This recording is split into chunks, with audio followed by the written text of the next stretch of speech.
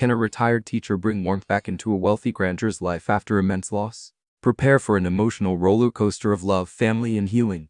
The sound of expensive leather shoes echoed through the marble hallway at 2:47 a.m., followed by Jonathan Mitchell's booming voice cutting through the silence. Amara, where are you? I need those quarterly reports ready by morning. And before another word could escape his lips, a soft, warm hand pressed firmly against his mouth, stopping him mid-sentence. Amara Washington stood before him in her simple cotton pajamas, her dark eyes wide with urgency, her finger pressed to her lips in a shushing motion. Your daughter is sleeping, she whispered, her voice barely audible but firm. Lily had nightmares earlier and just fell back asleep an hour ago. Jonathan's eyes, bloodshot from exhaustion and stress, focused on the beautiful Ephraimine woman who had just dared to silence him. Most employees would never dream of touching their billionaire boss, let alone covering his mouth to quiet him. But there was something in Amara's expression that stopped any anger from forming. Her hand remained gently pressed against his lips, and for a moment, he felt an unfamiliar sense of being cared for. The grandfather clock in the corner ticked loudly as they stood frozen in this intimate moment. Amara's hand was soft against his face, and he could smell the faint scent of lavender from her hair. She had been awake, waiting for his return as she always did. Not because it was her job, but because she worried about him coming home to a dark, empty house. She was crying for her mama again, Amara continued in hushed tones, slowly removing her hand from his mouth. It took me 2 hours to calm her down. She's finally peaceful now. Jonathan felt something crack inside his chest. His 7-year-old daughter, Lily, had been struggling with nightmares ever since her mother died 2 years ago. Work had consumed him so completely that he barely noticed how much his little girl was suffering. But Amara noticed. Amara always noticed. Can you imagine having someone who cares so deeply about your family's well-being that they'd risk everything to protect the child's sleep? If this story touches your heart, please subscribe and share your thoughts in the comments below. I'm sorry, Jonathan whispered back, his voice from the long day of meetings and conference calls. I didn't think. You never have to apologize for coming home, Amara said gently, taking his briefcase from his hands. But let me help you be quiet. Come. She led him through the dimly lit hallway, past Lily's bedroom, where soft night lights cast gentle shadows on the walls. Through the partially open door, they could see the little girl curled up with her stuffed elephant breathing peacefully. Jonathan's heart clenched as he watched his daughter sleep. When had he last tucked her in? When had he last read her a bedtime story? Amara noticed his expression and touched his arm softly. She knows you love her. She talks about you all day. Wondering when Daddy will come home, they moved to the kitchen where Amara had left a plate of food warming in the oven. She had learned his schedule by heart, always making sure he had something to eat no matter how late he returned. As she quietly prepared his meal, Jonathan sat at the kitchen island and really looked at her for the first time in months. Amara was 26 with smooth, dark skin that seemed to glow even in the soft kitchen lighting. Her hair was pulled back in a simple bun, and she moved with graceful efficiency around his kitchen. She had been working for his family for 8 months now, but tonight felt different. Tonight, she had touched him not as an employee, but as someone who genuinely cared. You don't have to do this, Jonathan said as she placed the warm plate before him. It's so late. Mr. Mitchell, Amara said with a small smile, taking care of you and Lily isn't just my job. It's what I want to do. Something in her voice made him pause with the fork halfway to his mouth. There was a warmth there, a sincerity that he hadn't experienced in years. Since his wife Rebecca's death, his world had become cold and mechanical. Work, meetings, deals, profits. But Amara brought something different into his home. Something that felt like care. How was your day? She asked, settling into the chair across from him with a cup of tea. It was such a simple question, but Jonathan couldn't remember the last time someone had asked him that and actually wanted to hear the answer. He found himself telling her about the difficult negotiations, the pressure from board members, the exhaustion that seemed to follow him everywhere. Amara listened without judgment, occasionally nodding or making soft sounds of understanding. She didn't try to fix his problems or offer business advice. She simply listened, and somehow that made everything feel more manageable. When he finished eating, she walked him upstairs, moving quietly past Lily's room. At his bedroom door, she paused. Mr. Mitchell, she said softly, you're a good father and you're a good man. Don't let the world make you forget that. As she turned to go to her own small room down the hall, Jonathan felt something shift inside him. For the first time in 2 years, he felt like maybe, just maybe, he wasn't completely alone in this world. 8 months earlier, Amara Washington had stood outside the imposing iron gates of the Mitchell estate, clutching a worn leather portfolio containing her few references. She had just lost her previous job as a caregiver for an elderly woman who had passed away peacefully in her sleep. The woman's family had loved Amara dearly, but they no longer needed her services. She had seen the advertisement for a live-in housekeeper and nanny online. Widowed father seeks dedicated household manager for large estate, must be excellent with children. Competitive salary and private living quarters provided. Something about the formal language had told her this was a man who was drowning but too proud to admit it. Jonathan had interviewed her himself that day, sitting rigidly behind his massive oak desk in his home office. Dark circles shadowed his eyes, and his expensive suit couldn't hide the weight he had lost. Behind him, family photos showed a different man, one who smiled freely with his beautiful wife and baby daughter. References, he had asked curtly, barely looking at her. Amara had placed the portfolio on his desk and waited. She watched as his eyes scanned the glowing recommendations from her previous employers. Mrs. Patterson's children had written that Amara had loved their mother like family. Dr. Roberts had noted her exceptional compassion and reliability. The position requires long hours. Jonathan had said, still not meeting her eyes, I work late. I travel frequently. My daughter needs consistency. I understand, Amara had replied simply. Children need stability, especially when they're processing loss. That had made him look up sharply. Something in her tone had cut through his professional detachment. You have experience with grief? He had asked. I lost my parents when I was 12.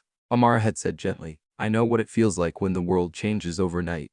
For the first time during the interview, Jonathan's expression had softened slightly. I'm not an easy person to work for right now. I'm dealing with things. Most people aren't easy when they're in pain, Amara had said.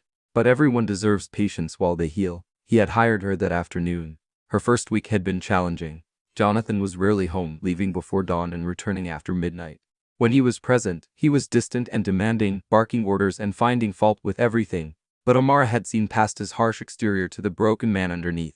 It was Lily who had truly captured her heart. The little girl was 5 then, small for her age with her father's dark hair and her mother's gentle brown eyes. She was painfully shy, speaking in whispers and flinching whenever someone spoke too loudly. Mama went to heaven, Lily had told Amara on her second day. Daddy cries at night, but he thinks I don't know. Amara's heart had broken for both of them. She had knelt down to Lily's level, taking the small hands in her own.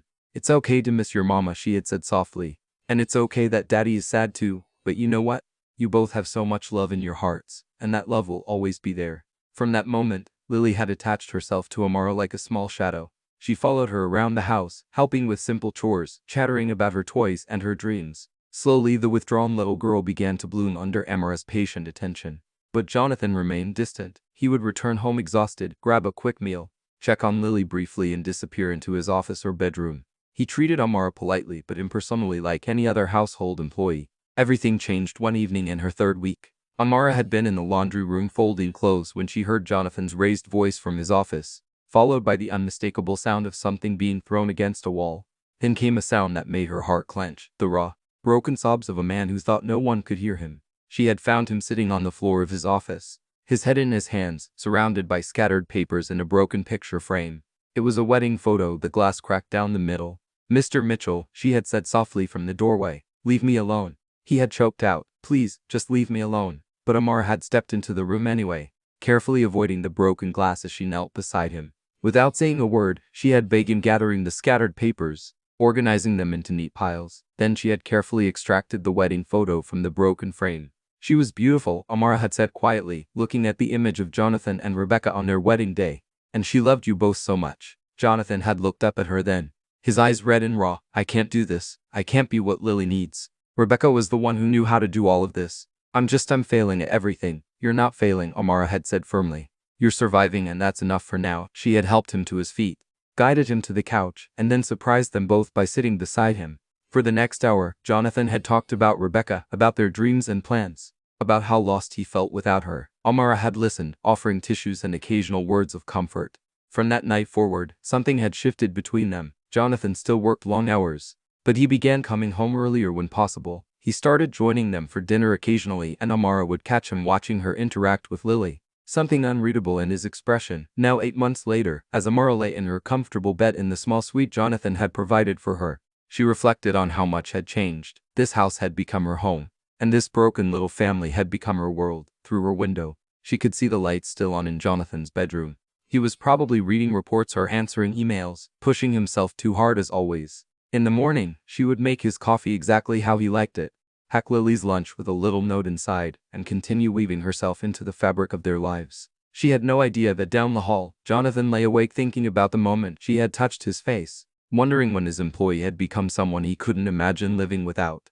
The morning sun streamed through the kitchen windows as Amara prepared breakfast, moving with a quiet efficiency that had become second nature. 6 o'clock. and sharp, like clockwork, she could hear the shower running in Jonathan's master suite. By the time he came downstairs, his coffee would be ready, his newspaper would be laid out, and his daughter would be eating her favorite pancakes shaped like little flowers. "Good morning, sweet girl," Amara said as Lily padded into the kitchen in her purple pajamas, dragging her stuffed elephant behind her. "Morning, Amara," Lily yawned, climbing into her usual chair. "Did you make the flour pancakes?" "Of course I did, with extra blueberries just like you like them." Amara set the plate in front of Lily and kissed the top of her head gently. This had become their morning ritual, one of dozens of small traditions they had built together over the past 8 months. Jonathan appeared in the kitchen at exactly 6:15, his dark hair still damp from the shower. Dressed in one of his perfectly tailored suits, Amara had learned his schedule by heart. He would drink his coffee black, scan the financial news, kiss Lily goodbye, and be out the door by 6:45. "Good morning, Mr. Mitchell," Amara said, placing his coffee mug in exactly the right spot on the counter. "Morning," he replied, but today he paused before picking up his newspaper. "Amara, I need to ask you something." She turned to face him, noting the slight tension in his jaw. "Of course, there's a business dinner tonight. Important clients. I won't be home until very late, possibly not until tomorrow morning." He hesitated, then continued, "I know it's asking a lot." "I'll take care of everything," Amar said without hesitation. "Lily and I will be fine." Relief flooded his features. "Thank you, I don't know what I'd do without." He stopped himself, the words hanging in the air between them. "Without what? Without her?" The thought seemed to surprise him. "Daddy, are you going to miss story time again?" Lily asked, syrup on her chin. Jonathan's face fell. "I'm sorry, sweetheart. This meeting is very important." "It's okay," Lily said with the resigned acceptance of a child who had learned not to expect too much. "Amara tells the best stories anyway. She makes all the voices." Amara watched Jonathan's jaw tighten. She could see the guilt eating at him. The constant battle between providing for his daughter and actually being present for her. "Maybe this weekend we could read together," Jonathan offered. "All 3 of us." "Really?" Lily's face lit up. "Can we read the princess book? Amara says there's a princess who looks just like me." "I'd like that very much," Jonathan said, and Amara could hear that he truly meant it. After Jonathan left for work, Amara settled into the comfortable rhythm of her day. She drove Lily to school, chatting about the little girl's upcoming art project and her best friend Sophie's birthday party. As they pulled up to the elementary school, Lily turned to her with serious eyes. "Amara, do you think Daddy loves me?" The question hit Amara like a physical blow. She turned off the car and faced Lily fully. "Oh, sweet girl. Your daddy loves you more than anything in the whole world. But he's always working and he gets sad when he looks at me sometimes." Amara's heart ached for this perceptive little girl who was trying to make sense of adult emotions. "Your daddy isn't sad because of you, honey. He's sad because he misses your mama. But that doesn't mean he loves you any less. Do you think mama would like you?" Lily asked suddenly. The question surprised Amara. "I don't know, sweetie." "Why do you ask?" "Because I think she would. I think she would be happy that you take care of us." Tears perked at Amara's eyes. "I think she would want what's best for you and your daddy. And I hope I'm helping with that." After dropping Lily at school, Amara returned to the house and threw herself into her work. She cleaned Jonathan's office, being careful with his papers and personal items. On his desk she noticed a photo she hadn't seen before. It was recent, taken at Lily's school carnival last month. Somehow, Amara had ended up in the picture, too, standing beside Jonathan as they watched Lily on the carousel. They looked like a family. Her phone buzzed with a text from Jonathan. "Lily's teacher called. She needs to talk to me about something urgent. Can you handle the meeting? I trust your judgment." Without hesitation, Amara texted back, "Of course, I'll go right now." At the school, Mrs. Henderson, Lily's teacher, looked relieved to see Amara. "Thank you for coming. I know Mr. Mitchell is very busy and honestly, Lily talks about you so much. I feel like I know you." "What's concerning you about Lily?" Amara asked, settling into the small chair across from the teacher's desk. "She's been having some behavioral issues, nothing serious, but she's been very emotional lately. Crying over small things, having trouble concentrating. I think she might benefit from talking to the school counselor." Amara nodded thoughtfully. "She's been having nightmares again, and her father has been working even longer hours lately. She's feeling the instability. The thing is," Mrs. Henderson continued, "when she talks about home, she lights up when she mentions you. You're clearly a very positive influence in her life." "I love her very much," Amar said simply. "It shows. I was wondering if you might consider coming to our parent-teacher conference next week. I know you're not technically her parent, but you're obviously a crucial part of her support system." Amara felt a warm glow spread through her chest. To be included in Lily's educational life, to be seen as important to her well-being, meant more than she could express. "I would be honored," she said. That afternoon, when she picked Lily up from school, Amara made a decision. Instead of going straight home, she drove to the park. "Where are we going?" Lily asked. "I thought we could have an adventure today. Just you and me." They spent the afternoon on the swings and slides feeding ducks at the pond and having an impromptu picnic on a blanket Amara kept in the car. Lily laughed more that afternoon than she had in weeks. As they sat under a large oak tree sharing sandwiches, Lily leaned against Amara's shoulder. "I wish you could be my mama," she said quietly. Amara's breath caught in her throat. "Oh, sweetheart, I know you can't really, but sometimes I pretend. Is that okay?" Tears filled Amara's eyes as she wrapped her arms around the little girl. "That's more than okay, and you know what? Even though I can't be your mama, I love you just as much as if I was. Really? Really? You're one of the most important people in my whole life." That evening, after Lily was tucked into bed with an extra long story and several extra hugs, Amara sat in the living room with a cup of tea thinking about the day. Her phone buzzed with another text from Jonathan. "How did the meeting go? Is everything okay?" She typed back, "Everything's fine. Lily had a wonderful day. We'll talk when you get home. Thank you for everything. I don't know how to repay you." Amara stared at the message for a long time before responding. "You don't need to repay kindness. We're family." She hit send before she could second guess this herself. They were family in every way that mattered, and somehow she knew that Jonathan was beginning to feel it. 2. Jonathan's key turned in the front door at 11:30 p.m. Much earlier than Amara had expected. She had been curled up on the living room couch with a book, waiting for him as she always did, a habit that had developed naturally over the months. The sound of his footsteps was different tonight, less hurried, more purposeful. "You're home early," she said, closing her book and standing as he entered the living room. "The dinner ended sooner than expected," Jonathan replied, but there was something in his voice that made her look at him more closely. He seemed lighter somehow, less burdened. "How did it go?" "Better than I hoped." He loosened his tie and sat heavily in his favorite armchair. "Actually, it went exceptionally well. We landed the Morrison account. It's the biggest deal of my career." Amar smiled genuinely. "That's wonderful news. You've been working so hard for this." "I have," Jonathan said, studying her face. "But I realized something tonight, Amara. At dinner, when the client asked about my work-life balance, I found myself talking about you and Lily, about coming home to a house that feels like a home again, about having someone who cares whether I eat dinner or get enough sleep." Something in his tone made Amara's heart skip. "Mr. Mitchell." "Jonathan," he said firmly. "After 8 months, I think you can call me Jonathan. Especially considering what I want to discuss with you." He stood and began pacing, running his hands through his dark hair. "I've been doing a lot of thinking lately. About what you mean to this family, about how much you've changed our lives." "I'm just doing my job," Amar said softly. "No," Jonathan said, stopping to face her. "You're doing so much more than that. You're taking care of us in ways I didn't even know we needed.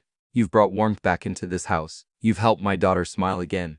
You've made me remember that there's more to life than work." Amar felt heat rise in her cheeks. "I care about you both very much. I know you do, and that's exactly why I need to make some changes." Jonathan sat back down, leaning forward with his hands clasped. "First, I'm giving you a substantial raise effective immediately." "Mr. Mitchell, you don't need to." "Jonathan," he corrected again. "And yes, I do need to. You're worth far more than what I'm paying you. But the raise is just the beginning." He stood again, this time moving to his briefcase. He pulled out a folder and handed it to her. "I'm also having the carriage house renovated for you. It's been sitting empty since we moved in, and I think it's time you had your own space. A real home, not just a room." Amar opened the folder to find architectural plans for the small building at the back of the property. The plans showed a complete renovation, turning the old carriage house into a beautiful one-bedroom apartment with a full kitchen, living area, and even a small garden space. "This is too much," she whispered, tears forming in her eyes. "It's not nearly enough," Jonathan said firmly. "Amara, you've given us your life for the past 8 months.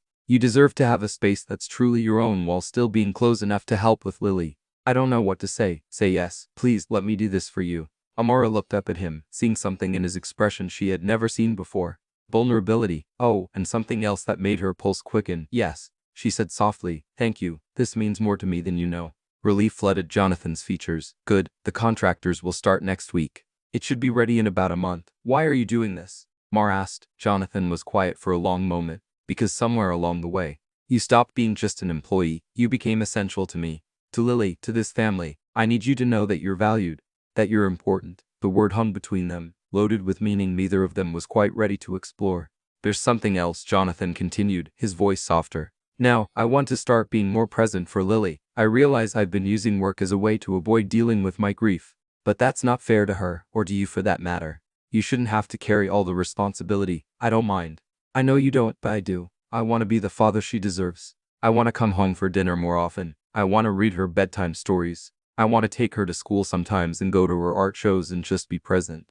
Amara felt her heart swell with pride and affection. She would love that so much. "What about you?" Jonathan asked suddenly. "Would you be okay with that?"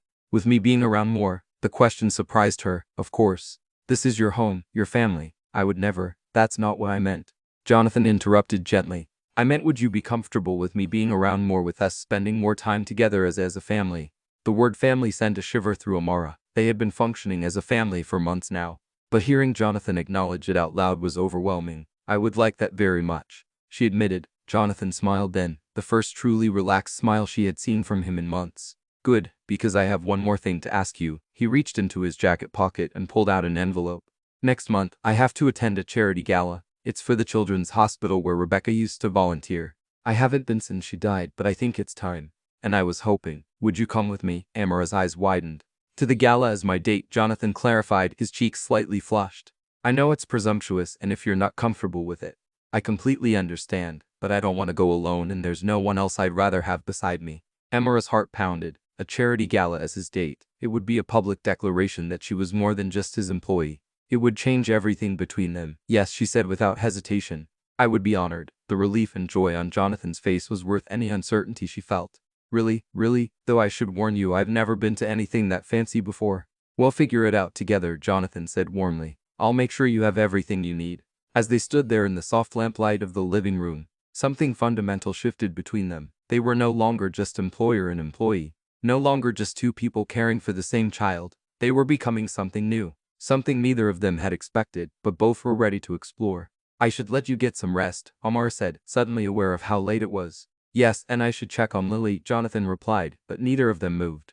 She had a good day today, Amara said. We went to the park after school. She laughed so much. Thank you, Jonathan said quietly, for making her happy. For making us both happy. Thank you for letting me be part of your lives. For trusting me with what matters most to you. Good night.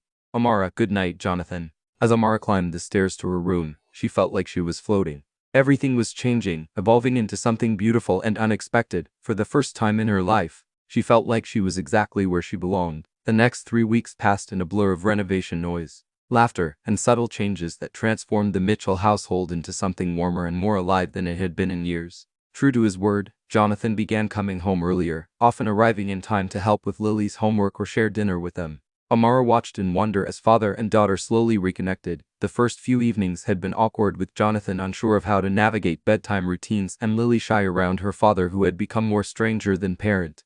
But Amara gently facilitated their interactions, creating space for them to rediscover each other. Daddy, you're holding the book upside down. Lily giggled one evening as Jonathan attempted to read her favorite story. Am I? Jonathan asked with exaggerated confusion, making Lily dissolve into laughter. I was wondering why the princess was walking on the ceiling. Amara watched from the doorway, her heart full as she saw the joy returning to both their faces. These were the moments she had been hoping for, praying for, working toward. But it wasn't just Lily who was healing. Jonathan was changing. Too, becoming more relaxed, more open. He started asking Amara about her day, her thoughts on things, her dreams beyond the walls of his house. They began having long conversations after Lily went to bed, talking about everything from books to philosophy to their childhoods. What did you want to be when you were little? Jonathan asked one evening as they sat in the living room, the baby monitor crackling softly on the coffee table between them. A teacher, Amara admitted. I wanted to help children learn and grow. I guess in some ways I'm still doing that. Why didn't you pursue it? Amara was quiet for a moment. Money mostly. I couldn't afford college and I needed to work to support myself. Sometimes life takes you down different paths than you planned. Jonathan studied her face in the soft lamplight. It's not too late, you know, if that's still something you want. Maybe someday, Amara said with a small smile. Right now, I'm exactly where I want to be. The intensity in Jonathan's gaze made her cheeks warm. I'm glad, he said softly. It was during this time that Lily began having fewer nightmares.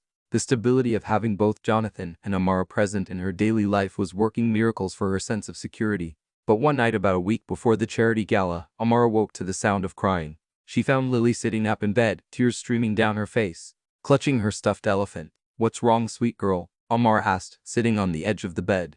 I had the dream again, Lily sobbed, about Mama leaving. But this time, you left too and Daddy was all alone. Amara's heart clenched. Oh honey, come here. She gathered Lily into her arms, rocking her gently. That was just a scary dream. It wasn't real. But what if you leave? What if you get tired of taking care of us? Lily, look at me. Amara yooped the little girl's tear-stained face. I'm not going anywhere. I love you and your daddy too much to ever leave. You love Daddy? Lily asked, her eyes wide. Amara's breath caught. She hadn't meant to say that, but now that the words were out, she realized how true they were. Yes, sweetie, I love your daddy very much. Does that mean you might want to be my new mama? Lily asked with heartbreaking hope. Before Amara could answer, a soft voice came from the doorway. What's going on in here? Jonathan stood in the doorway in his pajamas, his hair mussed from sleep. He had heard Lily crying and come to help, but now he stood frozen, having clearly heard the end of their conversation. Daddy. Lily reached for him, and he immediately came to sit on the other side of her bed. I had a bad dream, but Amar says she loves us and won't leave. Jonathan's eyes met Amar's over Lily's head and she saw surprise, hope and something deeper reflected there. Did she now? He said softly. And I asked if she wants to be my new mama. Lily continued innocently. The room fell silent except for the soft tick of Lily's princess clock. Amara felt her cheeks burn with embarrassment and vulnerability. She hadn't meant for Jonathan to find out about her feelings this way through the innocent words of a 7-year-old. Well, Jonathan said carefully, his voice gentle. That's a very important question. What did Amar say? She didn't get to answer yet. Lily said, looking expectantly between them. Amar took a shaky breath. I said that I love you both very much and that families can be made in many different ways. Like how Sophie has 2 mamas, Lily asked, referring to her classmate whose parents had divorced and remarried. Exactly like that, Jonathan said, never taking his eyes off Amara. Love is what makes a family, not just blood. They tucked Lily back into bed together, reading her another story until she drifted off to sleep. As they tiptoed out of her room, Jonathan gently touched Amara's arm. Can we talk? He whispered. They made their way downstairs to the kitchen where Jonathan put the kettle on for tea. The familiar ritual helped calm Amara's racing heart. I'm sorry, she began. I didn't mean for her to hear me say that. I don't want to make things complicated. Amara, Jonathan interrupted, turning to face her. Are you sorry you said it or sorry that I heard it? The question caught her off guard. I don't know because I'm not sorry I heard it. Jonathan stepped closer, his eyes serious and warm. I've been trying to figure out how to tell you that I've fallen in love with you. Amara's heart stopped. What? I love you, Jonathan repeated, his voice stronger now. I love the way you care for Lily like she's your own daughter. I love how you've brought laughter back into this house. I love how you listen to me. Really listen without trying to fix everything. I love how you've helped me remember who I am beyond my work. Tears filled Amara's eyes. Jonathan, I know it's complicated. I know there are questions about our relationship, about how it started, about what people might think, but I also know that what we have is real and good and worth fighting for. I love you, too, Amara whispered. I've been trying not to. Trying to keep things professional, but I can't help it. You and Lily. You've become my whole world. Jonathan reached for her hands, intertwining their fingers. Then let's stop pretending this is just about employment. Let's be honest about what this is. What is this? Amara asked, her voice barely audible. This is love. Jonathan said simply. This is family. This is everything I thought I'd lost when Rebecca died, but different. Beautiful in its own way. The kettle whistled, breaking the spell of the moment. But as Jonathan turned to pour their tea, Amara felt something settle into place in her chest. For the first time since she had arrived at this house, she allowed herself to truly imagine a future here, not as an employee, not as a caregiver, but as a woman in love with a man who loved her back. The gala is this weekend, Jonathan said as he handed her a steaming mug. I know, I have my dress and everything, Jonathan smiled. I can't wait to show you off, to let the whole world know how lucky I am. Are you sure about this? About us? About going public with whatever this is? Jonathan set down his mug and nipped her face in his hands. Amara, I have never been more sure of anything in my life. I want to build a life with you. I want to give Lily the family she's been hoping for. I want to wake up every morning knowing that you're here because you choose to be. Not because I'm paying you to be. I choose to be here. Amara said firmly. I've chosen to be here every day for months now. I know, Jonathan said, stroking her cheek with his thumb. And now I'm choosing you too, officially, completely. As they stood in the quiet kitchen holding each other close, both of them knew that everything was about to change. The gala would be their debut as more than employer and employee, more than caregiver and client. It would be their announcement to the world that love could bloom in the most unexpected places between the most unlikely people. What do we tell Lily? Mar asked. The truth, Jonathan said, that we love each other and we want to be a real family. She's going to be over the moon. She's going to plan our wedding before we even get engaged. Jonathan laughed. The word wedding hung in the air between them, full of possibility and promise. Neither of them was ready to talk about that yet, but both of them were thinking about it. For now, it was enough to know that they had found each other. That love had grown quietly and steadily in the spaces between their daily routines. It was enough to know that tomorrow and all the tomorrows after that they would face together. The morning sun streamed through the kitchen windows as Amara prepared breakfast. But today felt different. Everything felt different since the night she and Jonathan had finally acknowledged their love for each other. She moved around the kitchen with the same efficiency as always, but there was a lightness in her step, a glow in her cheeks that hadn't been there before. You're humming, Lily observed as she padded into the kitchen in her favorite unicorn pajamas. Am I? Amar asked, setting a plate of heart-shaped pancakes in front of the little girl. You only hum when you're really, really happy, like when Daddy bought you the pretty flowers for your room. Amara smiled, remembering the bouquet of sunflowers Jonathan had surprised her with last week. I'm happy, sweet girl, very happy. Is it because Daddy's not working late anymore? That's part of it, Amara admitted, pouring orange juice into Lily's favorite cup. Jonathan appeared in the doorway, already dressed in his charcoal gray suit, but moving without his usual rushed energy. These past few days, he had been starting his mornings differently, taking time to actually be present instead of grabbing coffee and running out the door. Good morning, ladies, he said, and Amara felt her heart skip at the warmth in his voice. Morning, Daddy, Lily chirped. Amara made heart pancakes, I can see that, Jonathan said, catching Amara's eye over Lily's head. They looked delicious. There was something in his expression that made Amara's pulse quicken. He looked determined, like a man who had made an important decision. If you're wondering what life-changing moment is about to unfold, you're not alone. Don't miss what happens next. Subscribe for more heartwarming stories and share your thoughts in the comments below. Amara, Jonathan said as he settled into his chair with his coffee. I have something I want to discuss with you, both of you. Actually, Lily looked up from her pancake syrup on her chin.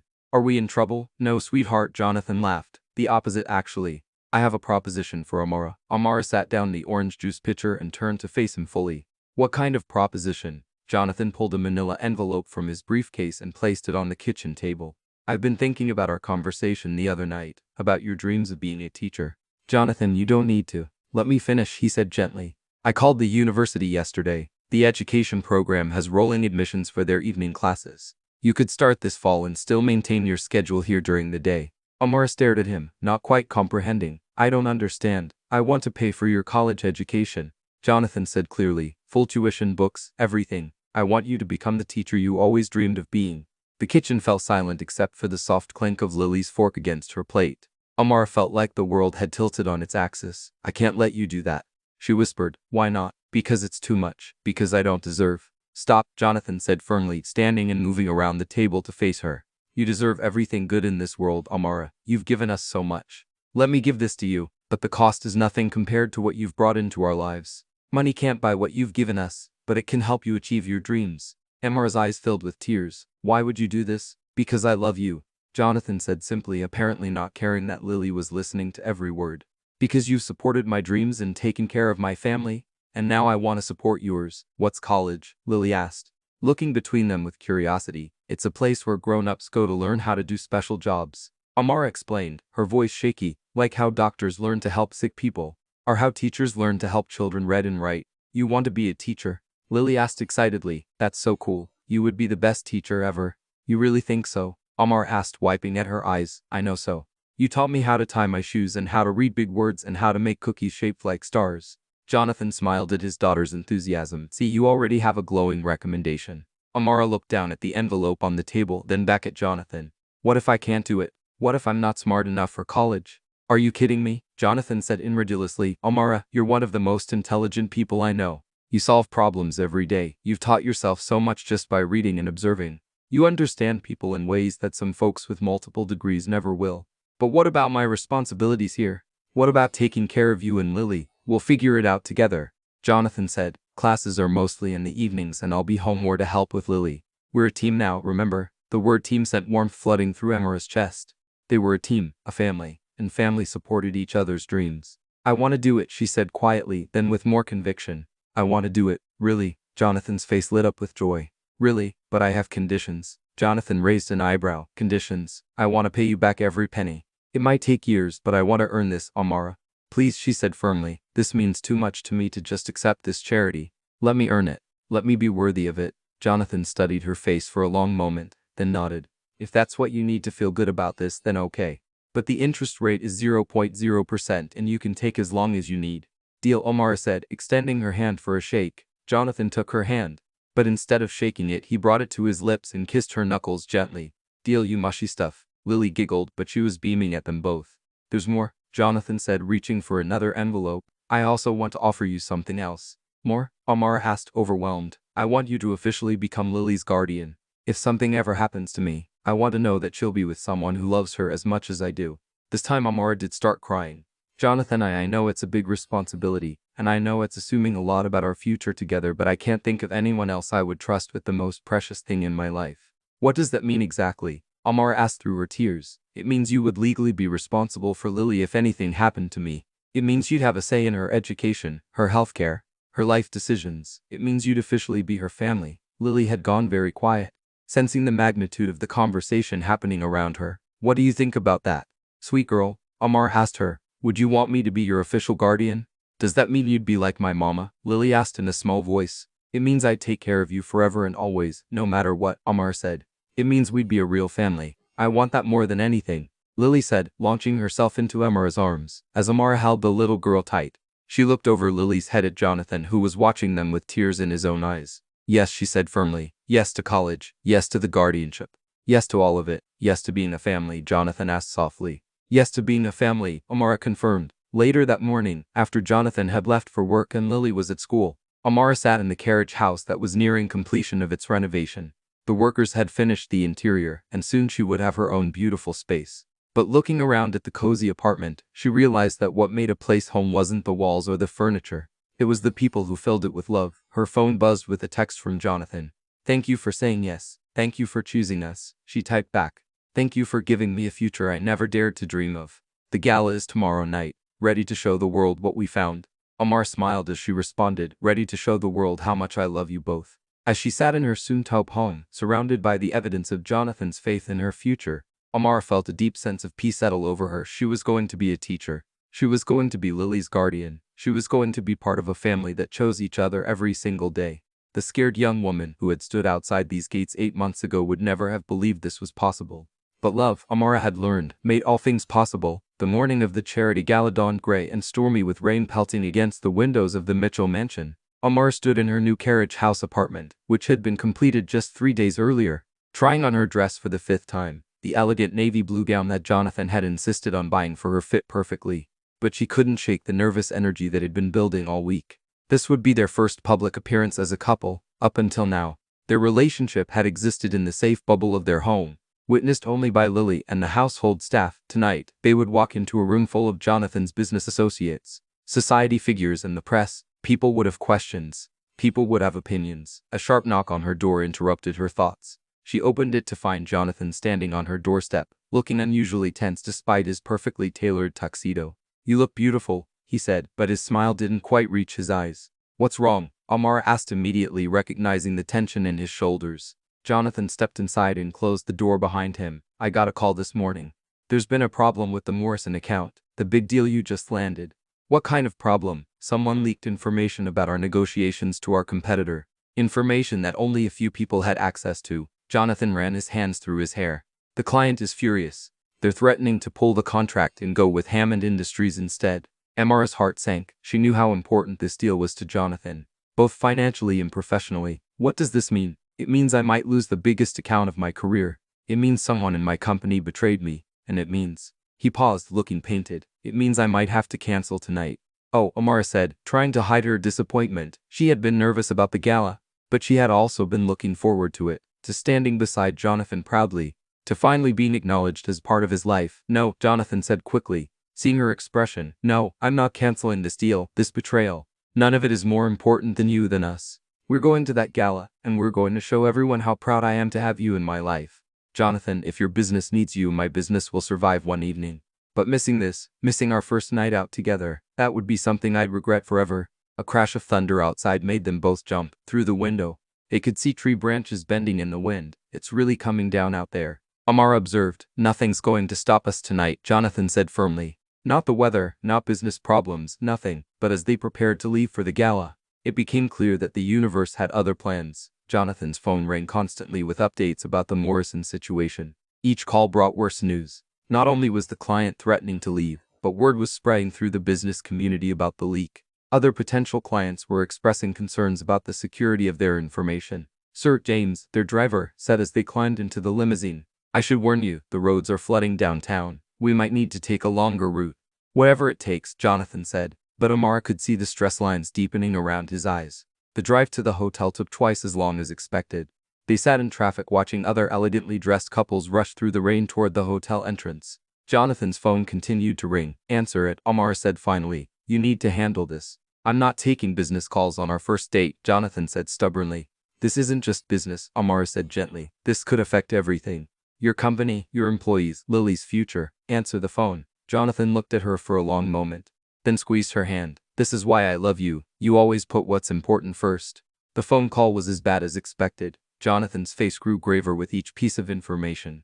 When he finally hung up, he was quiet for several minutes. How bad is it? Mar asked. Bad. The leak came from someone high up in my organization. Someone I trusted. And now 3 other major clients are demanding meetings to discuss the security of their accounts. What are you going to do? Fight, Jonathan said simply. I built this company from nothing. I'm not going to let one betrayer destroy everything I've worked for. They finally arrived at the hotel an hour late and thoroughly soaked from the short dash from the car to the entrance. As they stood in the ornate lobby, dripping and slightly bedraggled, Amara caught sight of herself in a mirror and almost laughed. So much for making a perfect first impression. We look like drowned rats, she said. We look like survivors, Jonathan corrected, offering her his arm. Ready to face the wolves. The ballroom was magnificent, filled with beautifully dressed people, soft music, and the gentle clink of champagne glasses. But Amara immediately sensed the undercurrent of whispered conversations and speculative glances. Word about Jonathan's business troubles had clearly made the rounds. Jonathan, a silver-haired man in an expensive tuxedo, approached them with a concerned expression. Terrible business about Morrison. Any truth to the rumors about a corporate spy? Richard, Jonathan replied smoothly. I'd like you to meet Amara Washington. Amara, this is Richard Blackwell, chairman of Blackwell Communications. Richard's eyebrows rose slightly as he took in Amara's appearance and obvious nervousness. Charming to meet you, my dear. How do you know Jonathan? Amara is very special to me, Jonathan said firmly, placing a protective hand on her back. She's the woman I'm in love with. The words hung in the air like a challenge. Richard's expression shifted from surprise to curiosity to something approaching approval. Well then, Richard said with a small smile. Congratulations to you both, Jonathan. We should talk later about this Morrison situation. I might have some information that could help. As Richard walked away, more people approached. Some were genuinely warm and welcoming. Others were clearly fishing for gossip or sizing up the billionaire's unexpected choice and companion. Through it all, Jonathan never left Amara's side, never made her feel like anything less than his equal. You're handling this beautifully, he whispered in her ear during a brief moment alone. I'm terrified, Amara admitted. So am I, Jonathan said, but we're doing this together. The evening continued with its mixture of business discussions, social pleasantries, and barely concealed curiosity about their relationship. Amara found herself actually enjoying many of the conversations, particularly with the other women who were involved in various charitable causes. You have a background in caregiving, asked Mrs. Patterson, an elderly woman who ran a foundation for underprivileged children. We're always looking for people with your experience to help with our programs. I'd love to learn more, Amara said sincerely. Jonathan mentioned you're starting college in the fall to become a teacher. How wonderful. We fund several scholarship programs for education majors. As the evening progressed, Amara began to see a different side of Jonathan's world. Yes, there were people who were shallow and judgmental, but there were also people doing important work, making real differences in their community. She could see herself being part of this world, not just as Jonathan's partner, but as someone who could contribute meaningfully. The real test came when David Hammond, Jonathan's biggest competitor, approached them during dinner. Mitchell, Hammond said with a predatory smile. Heard you're having some trouble keeping your house in order. Nothing I can't handle. Hammond, Jonathan replied coolly. Interesting choice in companionship, Hammond continued, his eyes sliding over Amara in a way that made her skin crawl. Quite a step down from Rebecca, wouldn't you say? The table went silent. Jonathan's hand tightened on his wine glass, and for a moment, Amara thought he might throw it at Hammond, but before Jonathan could respond, Amara stood gracefully. Mr. Hammond, she said with quiet dignity, I'll never be Rebecca, and I would never try to be. She was an extraordinary woman who left a beautiful legacy in her daughter and in the charitable work she supported. I'm honored to be part of continuing that legacy in my own way. She paused, meeting Hammond's eyes directly. As for being a step down, I suppose that depends on what you value. I value loyalty, kindness, and building something meaningful together. If those qualities are a step down in your world, then I'm proud to be beneath your standards. The applause that followed was soft but genuine. Hammond's face flushed red as he mumbled something about needing to find his wife. That, Jonathan said as Amara sat back down, was magnificent. I meant every word, Amara said simply. Later, as they danced to a slow jazz number, Jonathan pulled her close. This day started terribly, he said. Business disasters, storms, social sharks circling. But ending it here with you in my arms, having watched you handle everything with such grace. I've never been prouder to be with anyone, even though your business might be in trouble. Especially because of that, Jonathan said. Anyone can be with you when things are going well, but you're here with me when things are falling apart. That tells me everything I need to know about your character. Where do we go from here? Mar asked. We go home, Jonathan said. We face whatever comes next together. We build our life one day at a time. As they swayed together on the dance floor, surrounded by the whispers and speculation of high society, Amara realized that she had never felt more certain about anything. Whatever challenges lay ahead, whatever storms they would have to weather, they would face them as a family. The rain had stopped by the time they left the hotel, and stars were beginning to peek through the clearing clouds. It felt like a sign, a promise that after every storm, there would be light. 3 months after the charity gala, autumn had painted the trees around the Mitchell estate in brilliant shades of gold and crimson. Amara sat at the kitchen table, her college textbook spread before her, highlighting passages about child development and educational psychology. The evening classes were more challenging than she had expected, but every assignment completed felt like a victory. "How's the studying going?" Jonathan asked, appearing in the doorway with 2 cups of coffee. "Difficult, but wonderful," Amara replied, accepting the coffee gratefully. "I had no idea how much there was to learn about how children's minds work." "You're practically a natural expert already," Jonathan said, settling into the chair beside her. "Lily learns more from you in an afternoon than most kids learn in a week of school." "Speaking of Lily, how did the parent-teacher conference go this afternoon?" Jonathan's face lit up. "Mrs. Henderson says she's like a different child. More confident, more engaged, happier. She specifically mentioned how much Lily talks about you and how secure she feels knowing you're part of her life." Amara felt the familiar warmth that came with knowing she was making a difference in Lily's world. "She's such a special little girl." She asked Mrs. Henderson if you could come to career day and talk about being in college. Jonathan continued, "Apparently, she's been telling everyone that her, and I quote, soon-to-be mama is going to be a teacher. Soon-to-be mama." Amara's heart skipped. "She's gotten very creative with the terminology lately," Jonathan said with a gentle smile. "Yesterday she introduced you to the grocery store clerk as her practice mama." Before Amara could respond, the kitchen door burst open and Lily bounded in, her cheeks flushed from playing outside with their neighbor's dog. "Amara." "Daddy, I learned a new song at school," she announced. "Wanna hear it?" "Always," Amara said, closing her textbook to give Lily her full attention. Lily launched into an enthusiastic rendition of a song about families, complete with hand gestures and dance moves, as she sang about different types of families. Some with mamas and daddies, some with grandparents, some with adoptive parents. Amara felt a profound sense of belonging wash over her. "That was beautiful. Sweet girl," she said when Lily finished. "Mrs. Henderson taught it to us because Tommy was sad that his family looks different from other kids. His daddy explained that families are made of love, not just how they look." "That's very true," Jonathan said, catching Amara's eye over Lily's head. "So that means we're already a real family, right? Even though you and Amara aren't married yet." The innocent question hung in the air. Amara felt her cheeks warm. But Jonathan just smiled. "What makes you think we're going to get married?" he asked. "Because you love each other," Lily said matter-of-factly, "and because Amara said she wanted to take care of us forever, and because when you love someone you get married so you can be together always." The simple logic of a 7-year-old was hard to argue with. Amara busied herself gathering her textbooks, unsure how to respond. Well, Jonathan said carefully, "Marriage is something that adults have to decide together when they're ready." "Are you ready?" Lily asked bluntly. "Lily," Amara said gently, "that's a very personal question." "But I want to know," Lily protested. "Sophie's mom and her boyfriend got married last month. And now Sophie has a new daddy who loves her. I want Amara to be my new mama officially." Jonathan reached over and touched Amara's hand softly. "Sweetheart, why don't you go get ready for your bath? Amara and I need to talk about some grown-up things." After Lily scampered upstairs, the kitchen felt quiet except for the soft tick of the clock on the wall.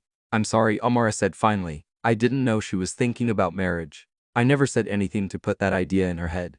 "I know you didn't," Jonathan said, "but maybe it's time we talked about it ourselves." Amara's heart began to race. "Jonathan, I love you, Amara. I love you more than I ever thought possible. And I love the life we've built together, the three of us. We work. We make sense." "We do," Amara agreed softly. "I wasn't planning to do this tonight." But Jonathan stood and moved to the kitchen drawer where he kept important papers. From the back, he pulled out a small velvet box. Amara's breath caught in her throat. "I bought this 2 weeks ago," Jonathan said, returning to sit beside her. "I've been carrying it around, waiting for the perfect moment. But listening to Lily tonight, seeing how much she wants us to be an official family, I realized that there is no perfect moment. There's just this moment and this love and this choice to build a future together." He opened the box to reveal a stunning but elegant diamond ring, clearly chosen with care and thoughtfulness rather than ostentation. "Amara Washington," Jonathan said, his voice slightly shaky. "Will you marry me? Will you be my wife and Lily's mother and my partner in everything?" Tears filled Amara's eyes as she looked at the ring, then at Jonathan's hopeful face. "Are you sure? Are you sure this is what you want?" "I have never been more sure of anything in my entire life," Jonathan said firmly. "You're not a replacement for Rebecca. You're not a consolation prize. You're the love of my life." and I want to spend every day for the rest of my life showing you how grateful I am that you chose us." "Yes," Amara whispered, then louder, "Yes, of course, yes." Jonathan slipped the ring onto her finger with shaking hands, then pulled her into his arms, kissing her with all the love and promise of their future together. "Lily is going to be over the moon," Amara said when they finally broke apart. "I have a feeling she's going to want to plan the entire wedding."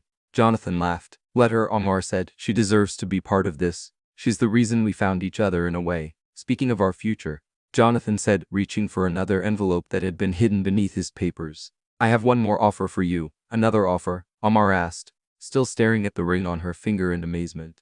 "I've been thinking about what you said at the gala about wanting to be part of meaningful work, and I've been following your progress in your education classes." He handed her the envelope, which she opened to find legal documents and business papers. "I want to start a foundation," Jonathan said, "the Rebecca and Amara Mitchell Foundation for Educational Excellence. I want to fund scholarship programs, support underprivileged schools, and create opportunities for children who might not otherwise have them." Amara stared at the papers in shock. "You want to name it after me, too?" "I want you to run it," Jonathan said. "I want this to be your life's work if you want it.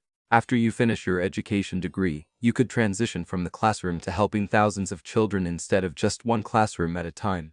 "Jonathan," this is Amara's struggle for words. "This is incredible, but I don't know anything about running a foundation." "You know about love," Jonathan said simply. "You know about dedication and care and seeing potential in people. Everything else can be learned." Amara looked at the papers again. Seeing the scope of what Jonathan was proposing, it was enormous. Life-changing, the chance to impact children's lives on a scale she had never imagined.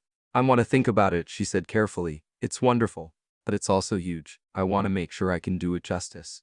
"Take all the time you need," Jonathan said. "The offer will always be there." A thundering of small feet on the stairs announced Lily's return. She appeared in the kitchen doorway in her pajamas, her hair damp from her bath. "Did you have your grown-up talk?" she asked. Jonathan and Amara exchanged glances. Then Amara held out her left hand where the diamond caught the kitchen light. Lily's eyes went wide, then she let out a shriek of pure joy that could probably be heard 3 houses away. "You're getting married. You're really getting married," she shouted, launching herself at both of them. "We're getting married," Jonathan confirmed, gathering both his girls in his arms. "Can I be the flower girl? Can I pick the flowers? Can we have a chocolate cake? Can Amara wear a princess dress?" "Yes to all of it," Amara laughed, tears of joy streaming down her face. "We'll plan it all together. This is the best day ever," Lily declared. "Wait until I tell Sophie. She's going to be so jealous that I get to be in a real wedding." As they sat in the kitchen, the 3 of them tangled together in a group hug. Amara marveled at how far they had all come. 9 months ago, she had been a woman looking for a job. Now she was an engaged woman, a college student, a soon-to-be mother, and potentially the head of a charitable foundation. "Are you happy?" Jonathan asked softly, stroking her hair. "I'm so happy. I can barely believe it's real," Amara replied. "It's real," Lily said firmly. "And we're going to be the best family ever." Looking at her engagement ring sparkling in the kitchen light, surrounded by the 2 people she loved most in the world, Amara knew that Lily was absolutely right. 6 months later, on a perfect spring morning, Amara stood before the full-length mirror in the bridal suite of the Mitchell estate, barely recognizing the woman looking back at her. The ivory silk dress was simple but elegant, flowing gracefully from her waist and catching the morning light that streamed through the windows. Her hair was swept up in an elegant style that Lily had helped choose with small white flowers woven throughout. "You look like a real princess," Lily whispered from her perch on the window seat, where she sat in her own pale pink flower girl dress, carefully guarding the basket of rose petals she would scatter down the aisle. "You look pretty beautiful yourself, sweet girl," Amara replied, her voice slightly shaky with nerves and excitement. A soft knock at the door interrupted the moment. "Come in," Amara called. To her surprise, Mrs. Patterson, the elderly woman she had met at the charity gala, entered carrying a small wrapped box. "Mrs. Patterson, I didn't know you were here," Amara said, moving to embrace the older woman who had become a dear friend over the past months. "I wouldn't miss this for the world, dear. Jonathan asked me to bring you something." She handed Amara the box with a mysterious smile. "Something borrowed, as they say." Inside the box was a strand of pearls, elegant and timeless. "These belong to Rebecca," Mrs. Patterson explained gently. "Jonathan wanted you to wear them today. He said Rebecca would have loved you, and she would have wanted you to have something of hers for your wedding day." Amara's eyes filled with tears. Even now, even on the happiest day of her life, Jonathan was thinking of ways to honor his first wife's memory while celebrating their new beginning. "I would be honored to wear them," Amara said as Mrs. Patterson fastened the pearls around her neck. "There's a note," Lily piped up, pointing to a small envelope in the box. Amara opened it with trembling fingers. Inside, in Jonathan's familiar handwriting, were just a few lines. "Rebecca would have loved you as much as we do. Thank you for bringing our family back to life. Thank you for teaching us that love multiplies rather than divides. Today isn't about replacing what we lost, but about celebrating what we found. I love you. Now I'm going to ruin my makeup." Amara laughed through her tears. "No crying," Lily declared, jumping up to hand Amara a tissue. "Daddy says today is only for happy tears." Another knock at the door announced the arrival of Amara's small bridal party. Mrs. Henderson, Lily's teacher, who had become a close friend, and Sarah, a fellow student from Amara's college program. "It's time," Sarah announced. "The guests are seated. The groom is pacing nervously at the altar, and this little flower girl is practically vibrating with excitement." The ceremony was being held in the estate's gardens, where white chairs were arranged in neat rows beneath a canopy of blooming cherry trees. It was a small gathering, just close friends and family, exactly what Amara and Jonathan had wanted. As they made their way downstairs, Amara's heart pounded with anticipation. She paused at the French doors leading to the garden, taking a deep breath. "Ready?" Lily asked, reaching up to take Amara's hand. "Ready," Amara replied. The music began, a string quartet playing a gentle melody that Jonathan had chosen because it was Amara's favorite piece. Lily walked down the aisle first, scattering rose petals with serious concentration, her tongue poking out slightly as she focused on her important job. Then it was Amara's turn. She stepped out into the sunlight and immediately locked eyes with Jonathan, who stood at the altar in his charcoal gray suit, his face radiant with joy and love. Nothing else mattered in that moment, not the guests watching, not the flowers, not even her nervousness. There was just Jonathan waiting for her with tears in his eyes and a smile that made her heart soar. The ceremony was beautiful but simple. They had written their own vows. And when it came time to speak, Jonathan went first. "Amara," he began, his voice strong despite the emotion in his eyes. "9 months ago you came into our lives as an employee, but you became so much more. You became our healer, our guide, our heart. You taught me that it's possible to love again without forgetting what came before. You taught Lily that families can grow and change and become even stronger. You taught us both that love isn't a finite resource, it's something that multiplies when it's shared." He paused, glancing at Lily, who was beaming at them both from her place in the front row. "I promise to support your dreams, to share in your joys and sorrows, to be your partner in all things. I promise to love you not just for who you are, but for who you helped me to be. And I promise that our home will always be filled with the laughter, warmth, and love that you've brought into our lives." Now it was Amara's turn. She looked out at the small gathering of people who had become her chosen family. Then back at Jonathan. "Jonathan," she said, her voice clear and strong. "When I first met you, you were a man carrying the weight of the world on your shoulders. You were so focused on providing for Lily that you forgot to live with her. But underneath all that pain and responsibility, I saw someone capable of incredible love." She reached out to include Lily in her vows, gesturing for the little girl to come stand beside them. "I didn't just fall in love with you, Jonathan. I fell in love with the family we became together. I fell in love with bedtime stories and breakfast conversations and the way Lily's face lights up when you come home. I fell in love with the man you were when you let yourself be vulnerable, when you let yourself be loved." Tears were flowing freely now, not just from the bride and groom, but from many of the guests as well. "I promise to love you both fiercely and faithfully. I promise to be Lily's champion, her soft place to land, her biggest cheerleader. I promise to be your partner in building something beautiful together. Not just a marriage, but a legacy of love that will last for generations." The officiant, a friend of Jonathan's family, smiled as he pronounced them husband and wife. "You may kiss your bride," he said, but before Jonathan could move, Lily piped up loudly, "Can I kiss her too? She's my mama now." The laughter that rippled through the crowd was full of joy and love. Jonathan kissed his bride thoroughly, then both of them knelt down to embrace Lily, officially sealing their bond as a family of 3. The reception was held on the estate's terrace with twinkling lights strung overhead and tables laden with Lily's favorite foods alongside more elegant fare.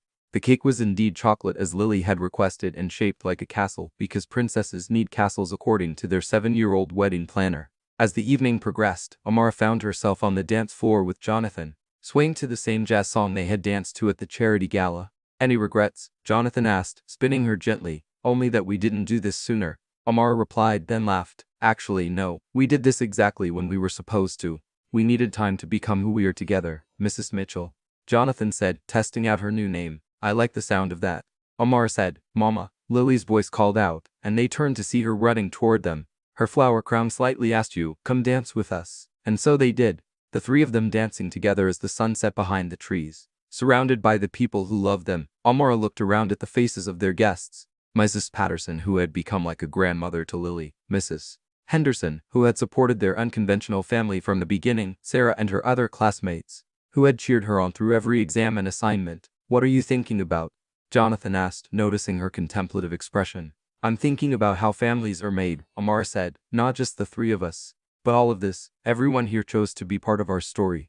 We built this family, this community piece by piece, and we're just getting started, Jonathan said, pulling both his wife and daughter closer. Later that night, after the guests had gone home and Lily had finally been coaxed into bed despite her protest that she wasn't tired, Amara and Jonathan sat on their bedroom balcony, still in their wedding clothes, watching the stars. So Jonathan said, ready to run a foundation with me? Amara had given her answer about the Rebecca and Amara Mitchell Foundation the week before after months of careful consideration and research. I'm ready, she said, terrified but ready.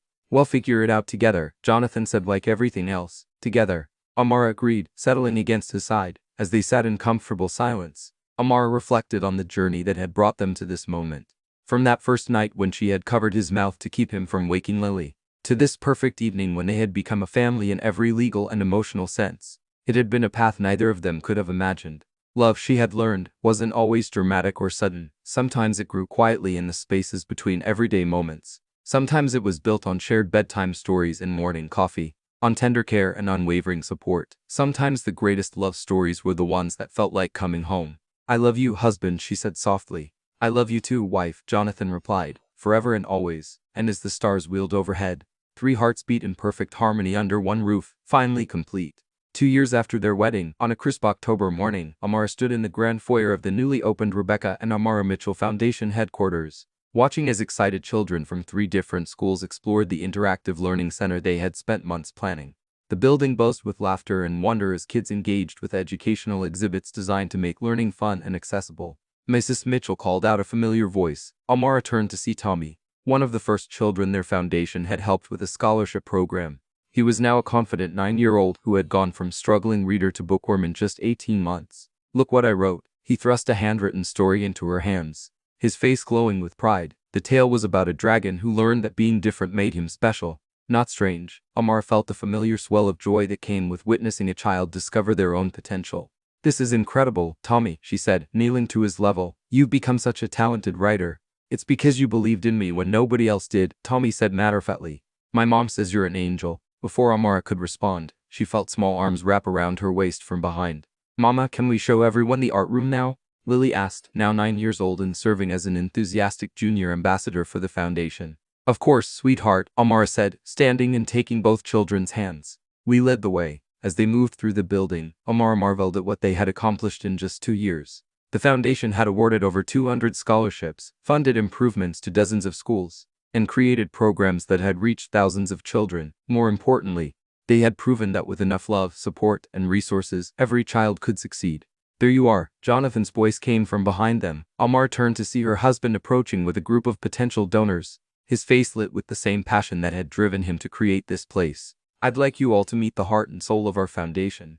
My wife, Amara. The introductions were warm and enthusiastic. Over the past 2 years, Amara had grown into her role as foundation director with natural grace and intelligence. She had completed her education degree the previous spring, graduating summa cum laude, and had chosen to pour her teaching skills into this larger mission rather than a traditional classroom.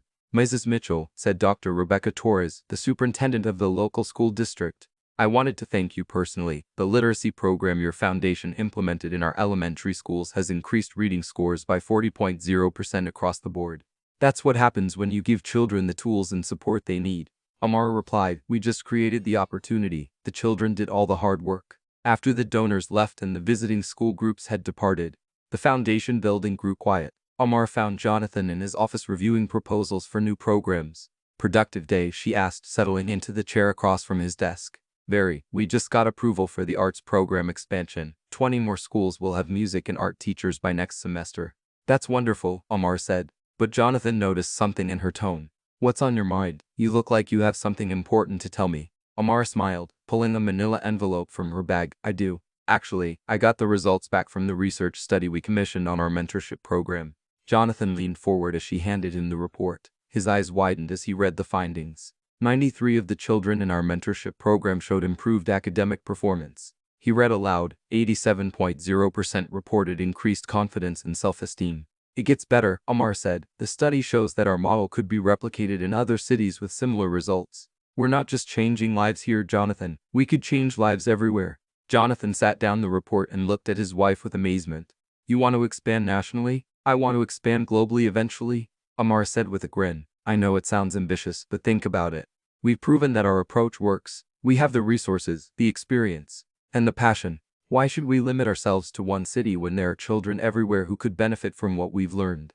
It would be a massive undertaking, Jonathan said thoughtfully. The best things usually are, Amara replied. Besides, we have something that most organizations don't have. What's that? We have Lily, Amara said, her voice soft with love. She's living proof that with the right support and love, any child can flourish. She's our inspiration and our reminder of why this work matters. As if summoned by their conversation, Lily appeared in the doorway, her backpack slung over her shoulder and her face bright with excitement. Can we go home now? She asked. I want to show you both my science project before dinner. Of course, sweetheart, Amara said, standing and gathering her things. The drive home was filled with Lily's chatter about her day at school, her friends, and her excitement about an upcoming field trip. Amara listened with half her attention while the other half contemplated the conversation she and Jonathan had just had. The idea of expanding their foundation's reach was both thrilling and daunting. At home, as they settled into their evening routine, Amara felt the deep satisfaction that came with a life well lived. Dinner was filled with laughter as Lily regaled them with stories from school and Jonathan shared amusing anecdotes from his meetings. After dinner, they all worked together on Lily's science project, a model of the solar system that somehow involved both glitter and a remarkable amount of clay. Mama, Lily said as Amara tucked her into bed that night. Sarah's mom asked me if you're my real mom or my stepmom. Amara's heart clenched slightly. Even after 2 years, these questions occasionally arose. What did you tell her? I told her you're my real mom because you love me real, Lily said simply, and that I had another mama who loved me, too, but she had to go to heaven, and that having 2 mamas who love you is better than having one, even if one of them is in heaven. Tears pricked at Amara's eyes. That's exactly right, sweet girl. Love doesn't get divided, it gets multiplied. That's what Daddy always says too, Lily said with a yawn. Mama, do you think Mama Rebecca knows about our foundation? I think she knows. And I think she's very proud of all the children we're helping, Amara said, smoothing Lily's hair. Sweet dreams, my love. Downstairs, she found Jonathan in his study, but instead of working, he was looking at a framed photo on his desk. It was a picture from their wedding day, but next to it was an older photo of him, Rebecca and baby Lily. Room for one more? Amara asked softly. Always, Jonathan said, pulling her down onto his lap. I was just thinking about how Rebecca would react to what we built. The foundation, our family, everything. She would be proud, Amara said without hesitation. She would love that Lily is happy and thriving. She would love that you found love again. And she would especially love that we're using our blessings to help other children. I used to feel guilty, Jonathan admitted, about being happy again, about loving you. It felt like betraying her memory. And now I understand that love doesn't diminish when it's shared. Rebecca's love for us doesn't become less because we love each other. If anything, it all becomes more. Amara settled more comfortably against his chest, feeling the steady beat of his heart. Speaking of love becoming more, she said carefully, how would you feel about expanding our family? Jonathan's arms tightened around her. Are you saying what I think you're saying? I'm saying that Lily has been asking for a baby brother or sister, and I'm saying that I think our family has room for more love. Is this hypothetical, R? Amara turned in his arms to face him, her eyes bright with joy and nervousness. It's not hypothetical. I'm pregnant. Jonathan, about 8 weeks. The expression that crossed Jonathan's face was pure wonder. Really? You're sure? I'm sure. I found out yesterday, but I wanted to tell you somewhere special. Somewhere that represents everything we built together. Jonathan kissed her then deeply and thoroughly, pouring all his love and gratitude into the connection between them. Another baby, he said when they finally broke apart. Lily's going to be over the moon. She's going to want to name it, Amara laughed. She's already mentioned that if we ever have a baby, it should be named either Princess Sparkles or Captain Awesome. Those are both excellent names, Jonathan said solemnly, then broke into laughter. As they held each other in the quiet study, surrounded by the evidence of their successful foundation and their happy family, Amara reflected on the incredible journey that had brought them to this moment. From that first night when she had silenced him with her hand to protect Lily's sleep, to this moment when they were planning to welcome a new life into their family, every step had been part of a larger design. Do you ever wonder what would have happened if I hadn't taken that job? Amara asked. Never, Jonathan said firmly, because I believe we were meant to find each other. Maybe not the way we did, but somehow somewhere we would have found our way to this life. How can you be so sure? Because love like ours doesn't happen by accident, Jonathan said. It happens because 2 people choose each other every day in 1,000 small ways. And those choices create something bigger than either person could build alone. Later that night, as they lay in bed together, Amara placed Jonathan's hand on her still flat stomach. Hello, little one, he whispered. You're going to be born into the most loving family in the world. You're going to have a mama who would move mountains for you, a daddy who will always protect you, and a big sister who is already planning to teach you everything she knows. And you're going to be born into a world where we're working every day to make things better for children like you. Amar added, you're going to grow up knowing that you have the power to change lives just like your family did for each other. As sleep began to claim them, Amar felt a profound sense of completeness. Their family, which had begun with a simple act of care and kindness, was growing again. Their foundation, which had started with a desire to honor Rebecca's memory and create meaningful change, was about to expand its reach to help even more children. But more than any professional success or family milestone, what filled her heart was the knowledge that she had found her purpose. She was exactly where she was meant to be, doing exactly what she was meant to do with exactly the people she was meant to love. In the quiet darkness of their bedroom, with Jonathan's arm around her and their unborn child growing beneath her heart, Amar smiled. Their story had begun with her covering his mouth to protect a sleeping child, and it would continue with them building a legacy of love that would last for generations. Some love stories, she thought drowsily, or written not in grand gestures, but in gentle touches, daily choices, and the simple decision to care for each other through all of life's seasons. And those stories she had learned were the most beautiful of